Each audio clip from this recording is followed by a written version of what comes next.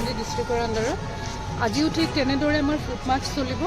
আমি এইটোৱে সাধাৰণ নাগৰিকক আমি জনাব বিচাৰিছোঁ যে আমাৰ প্ৰেজেঞ্চ আছে, আমি তেওঁলোকৰ লগত আছোঁ। কিবা অসুবিধা হ'লে, কিবা বিপদ হ'লে আমাৰ ওচৰত তেওঁলোক আহিব পাৰে।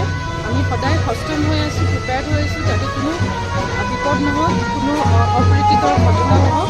সেইটো কাৰণে আমি সদায় সচেতন। আৰু আমাৰ এইটো আজিৰ বুলিয়ে নহয়, আমাৰ ৰেগুলাৰ এটা food patrolling, area domination, night patrolling, night domination সেইবোৰ এক্সাৰচাইজ হৈয়ে থাকে, যোনটো আমি আমাৰ ছ'চিয়েল মিডিয়া পেজবোৰত আমি সদায় সেইখিনি ৰিফ্লেক্ট কৰি থাকোঁ। আজিও ঠিক তেনেদৰে আমাৰ লগত আজি ADC মেজিষ্ট্ৰেট সকলো আমাৰ লগত থাকিব আৰু আমি সদায় পাব্লিকৰ ছাৰ্ভিচত আছোঁ, সেইখিনি জনাবৰ কাৰণে আমি আজি